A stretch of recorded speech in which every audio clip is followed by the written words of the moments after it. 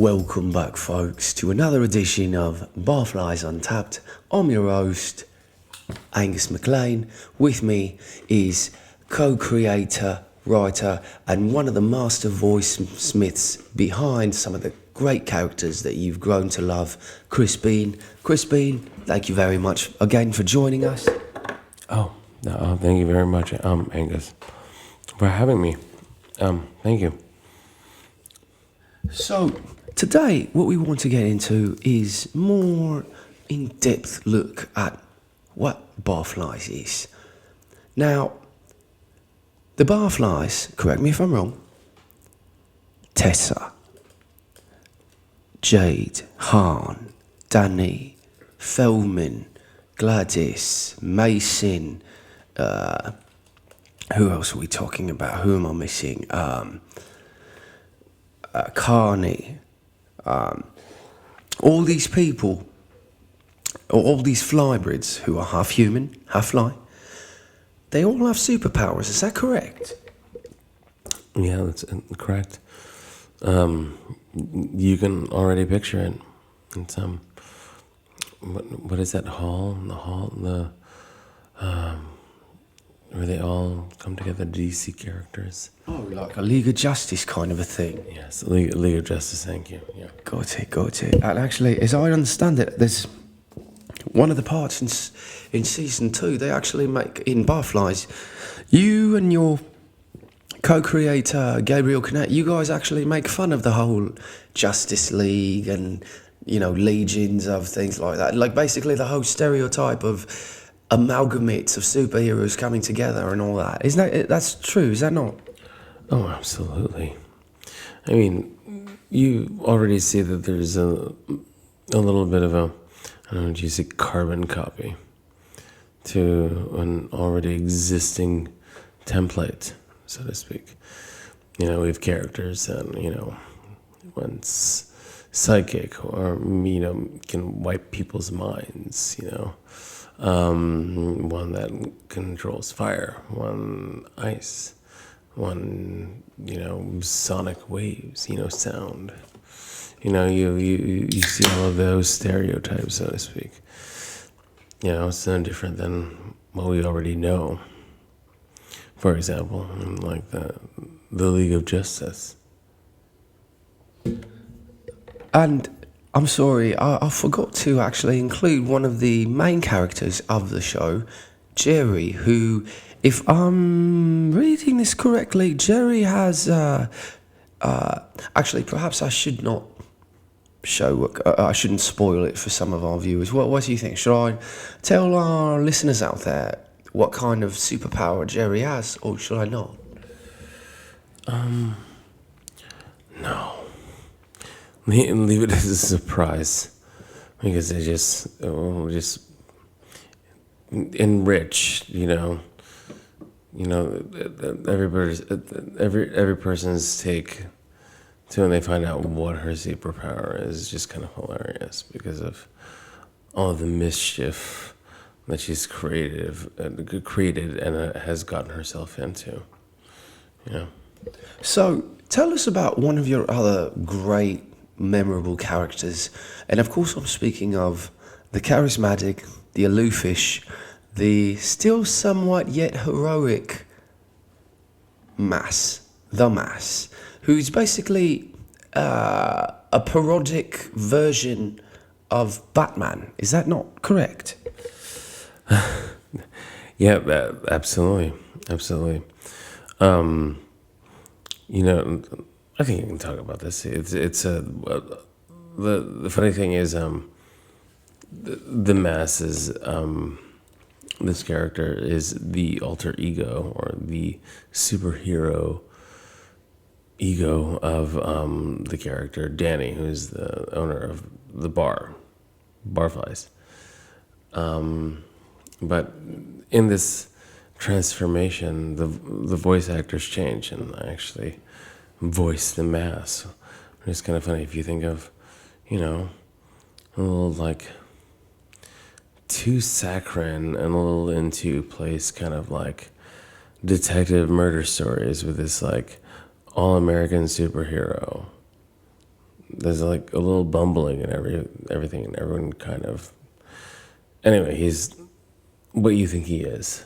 Yeah, and you guys kind of do the whole like the 1960s Batman and Robin thing. Like you have your sidekick, the mass's sidekick happens to be the morsel, so it becomes the mass and the morsel.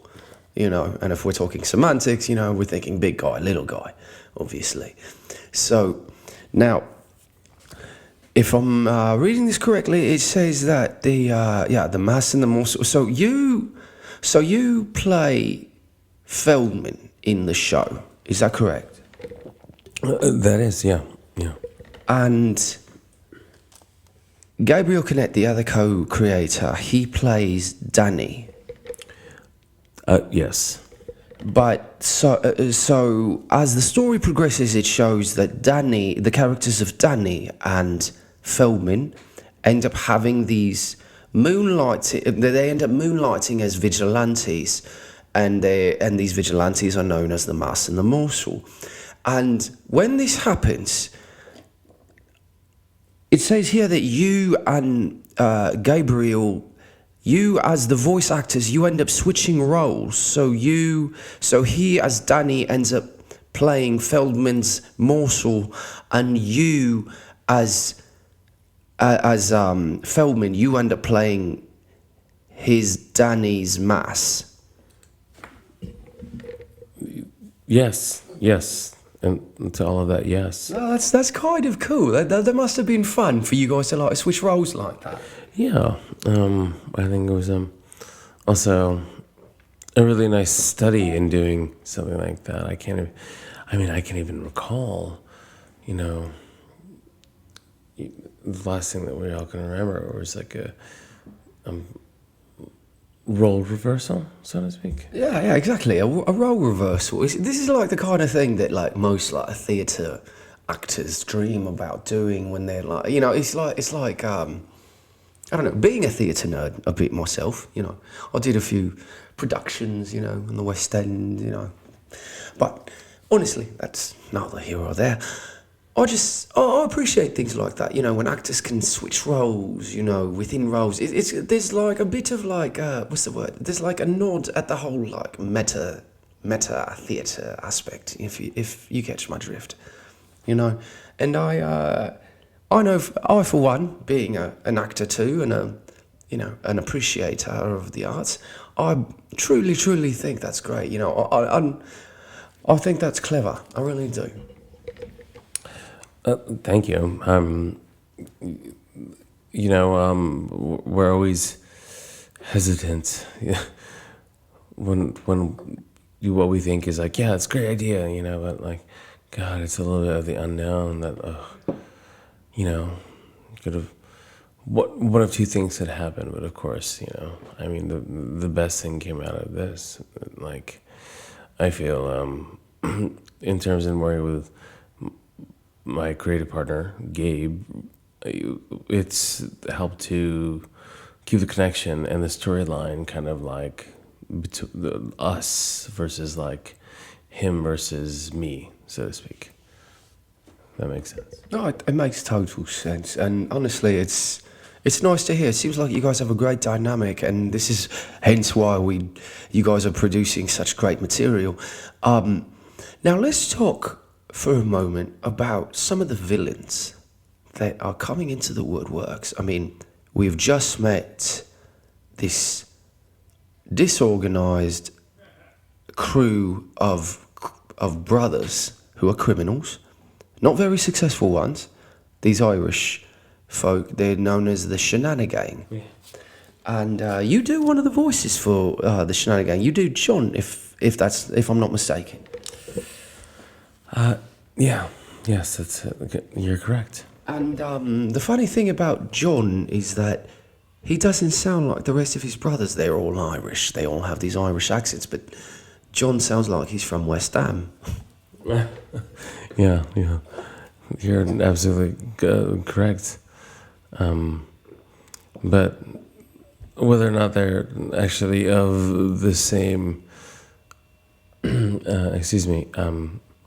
bloodline, they've all spent so much time together, in the pokey, as it may be, and they've all have just kind of formed their own fraternity, so to speak. So, yeah, let's give them a bit of a little sample of what John.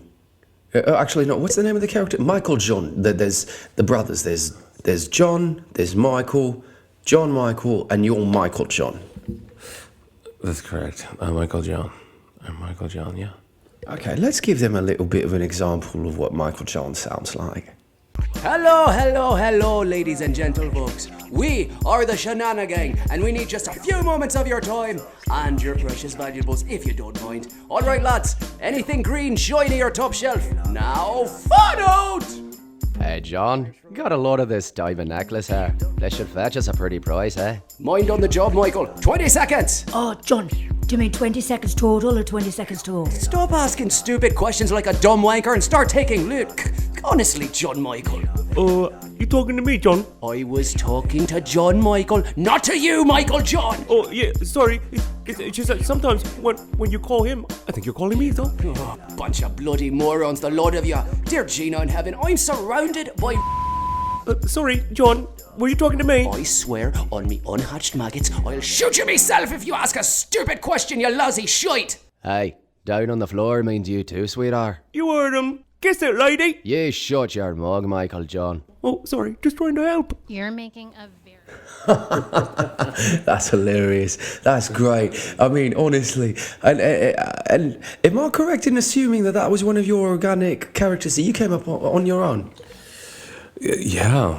I feel like it may have been, one of the many times when we were like workshopping this and reading the script, that we are still, all of us, with all the people that have come in and out of the life of this project. Yeah, let's talk about that for a second. Now, there's been... excuse me, sorry. That's the wife. Pardon me. Now, let's talk about that for a second. Honestly, you guys have gone through a few... I mean, this has been a few years in the making. At least 5-6 years. Is that correct? Yeah, just a little over 5 years. A little over 5. And so, in that time, you guys have had a bit of a turnaround within your cast. It's not correct. You've gone through, if I'm reading this correctly, you've gone through at least 3 Tessas, 2 Jades, 2 Carnies, 2 Hans, and 2 Gladyses. How many people would you say during the course of of this whole journey that is Barflies, would you say have basically been left alongside the road, for their own reasons or personal creativity, whatever the reason is? How many people would you say you've lost along the way?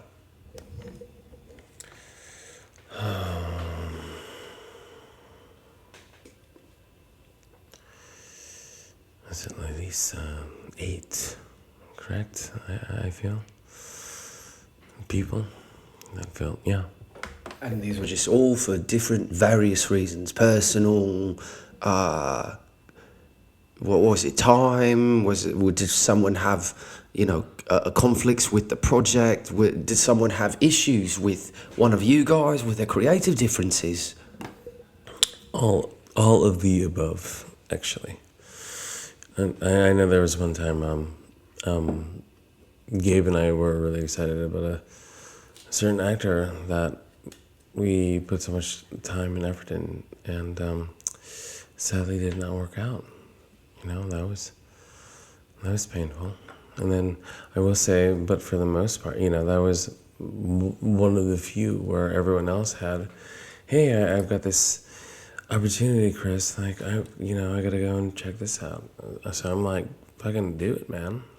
Totally cool. Thank you for letting me know. And also let me know how it turns out. We're here for you. But would you also say that it's fair to assume that you've been able to help some people along the way? Because I'm reading right here, actually, that some of these actors that have been lost along the way, they say, look, I have, like, here's one, we will keep the name anonymous, but it said, I had no reservations about the project. Actually, I love the guys. They were great to work with. The material was great. I just had a few issues with some of the material being maybe a bit too... What's it say? Man, the writing is horrible. A bit too controversial for some people to take in. Now, would you say that some of your subject matter is controversial? Isn't everything? I mean, I believe that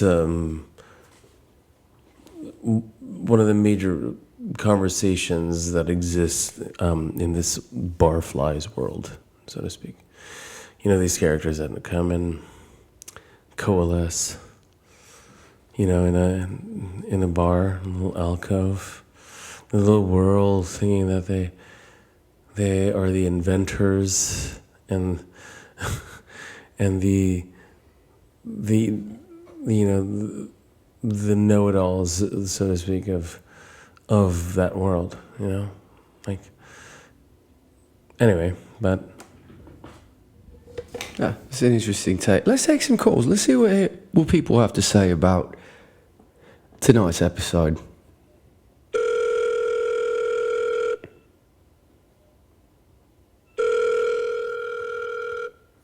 Yes, hello, you're on Barflies Untapped with Angus, MacClaine and Crispine. What's your question? I wanna say one thing to you, Crispine. You and Gabriel you guys are disgusting. The thing you created is wrong. It's against nature. It's against Christian mythology. Everything you guys do is a sin, and I hope y'all burn in hell for the things you write. It's wrong. So wrong. You have to know you're wrong. You've been wrong all along. I would pray for your souls, but you're already condemned, so I hope y'all burn in hell faster than slow. wow, that really was a lot. Thank you. That wasn't necessary at all. No, yeah, I mean, no, what is it called? A hoodoo? Is that what it's called? Attachment of, like, you know, hoodoo, I believe it's called. Attaching a spirit to, or to somebody's soul, afterlife, to the, you know, our planar of life, so to speak.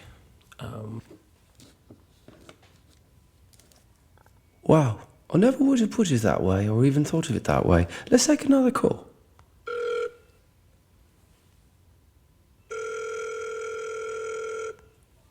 Yeah, caller, you're on the air. Yeah, hi. This is Danny. I'm one of the characters from Barflies.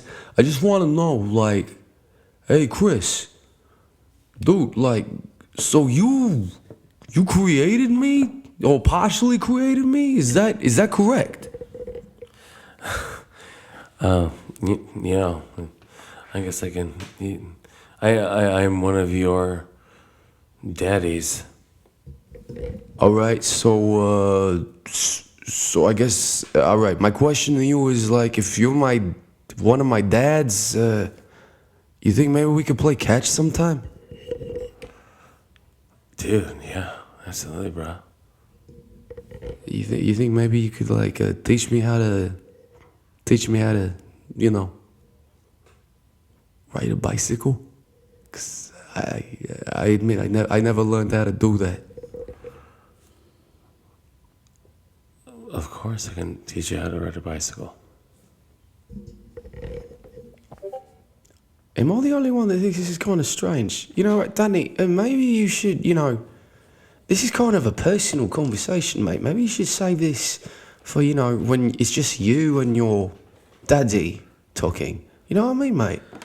Well, I'm sorry, I just, you know, it's the first time I ever met this guy, so, you know, I'm kind of nervous and excited. All right, Pops, can I, is it cool if I call you Pops? Sure. Well, we can talk about that later. All right, pops. All right. I won't disturb you guys anymore. Love the show. All right. Thanks, pops. Love you. I love you too, Danny. Okay, I'm definitely probably the only one thinking that was weird. Okay. Anyway, I think that's enough calls for tonight. Honestly, strange as it was. You know, also entertaining and somewhat different. Probably the best way to say it. But that's what you have to expect here at Barflies Untapped with your host, Angus MacClaine and Chris Beat. Yeah. Thank you, Angus. And thank you, folks. And do you have anything before we go to say to your fans out there? Yeah. And it's amazing what comes out of it. Would you say, Angus? I would say that's true. I really would. It's fact. Oh, okay. Apparently, there's one more call. You know what? We could take one more call. Do you think you got one more call in you, mate? Oh, absolutely, absolutely. Okay, let's take one more call. Let's see who this is. Hello, you're on the air with Barflies Untapped. How can we help you? Yeah, I need to know why. Why do I have to hear stupid podcast interview crap? Why can't you guys talk about interesting things? I mean, my God, you guys are insufferably boring. I feel like I could pry my eyes out with a freaking spoon and it would be better than this. I'm sorry, mate. Are you trying to give us an insult? Obviously, you're so stupid you don't understand. Anyway, Chris Bean, I have a bone to pick with you, man. Oh boy. First of all, thanks for calling in. After hours, we do respect everyone.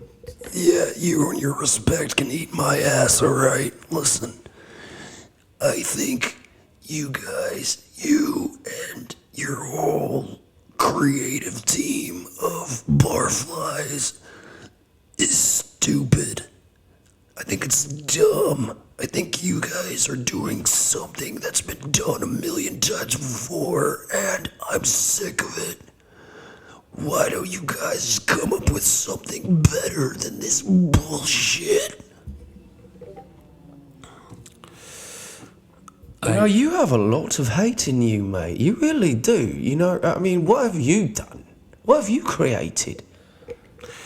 Yeah. What have you done? Really? I did a high school production of Oklahoma.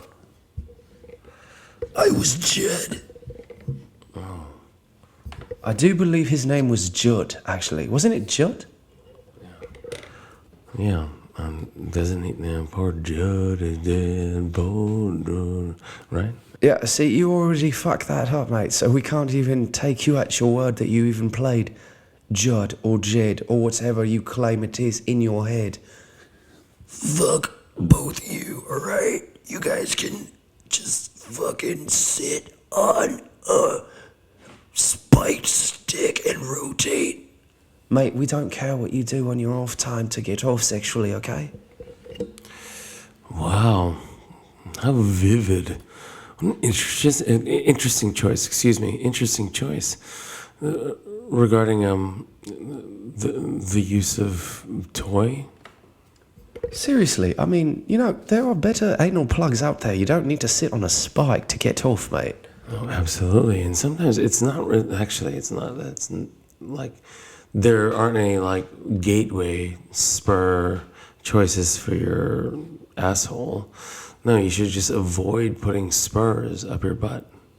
Yeah, that's just common sense altogether. You guys are disgusting. You know what? Fuck all of you. That's not even what I was talking about. Piss off. Yeah, you know what? Walk into traffic backwards and blind, okay, mate? Yeah, That's not what you were talking about, please. I saw you at CVS. Oh, anyway, so do we do we have another caller? I don't know, mate. I think we should end on that with the CVS sighting. That's funny. Okay. Well, thank you, folks, for this second episode of Barflies Untapped. As always, I'm your host, Angus MacClaine.